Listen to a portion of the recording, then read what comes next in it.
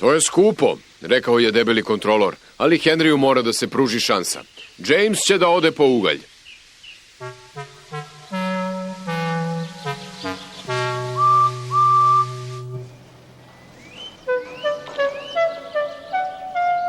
Kad je stigao velški ugalj, Henry i njegov vozač bili su oduševljeni.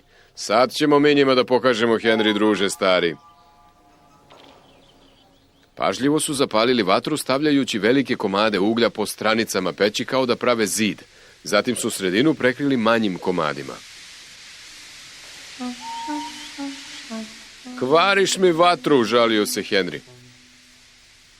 Samo se ti strpi, rekao je ložač. Imaćemo buktinju baš kad nam bude bila potrebna. Ložač je bio u pravu.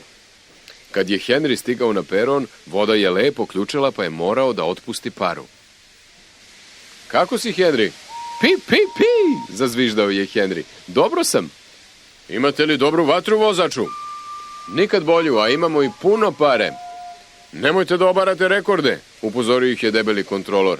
Nemoj da ga forsiraš. Henryu neće trebati podstrek, gospodine. Još ću morati i da ga zaustavljam.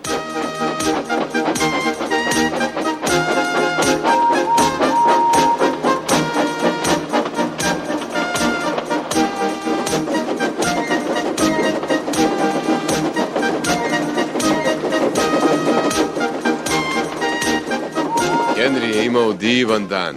Nikada se tako zdravo u životu nije osjećao. Želeo je da juri, ali mu vozač to nije dozvoljavao. Polako, druže stari, rekao bi. Imamo dovoljno vremena. Na stanicu su došli ranije. Tomas je stigao pućkajući. Gde si bio, lenčugo? Pitao je Henry. Ne mogu da čekam dangube kao što si ti. Doviđenja.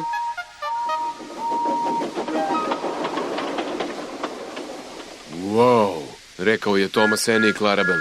Jeste li ikada vidjeli išta slično? I Eni i Clarabel složile su se da nisu.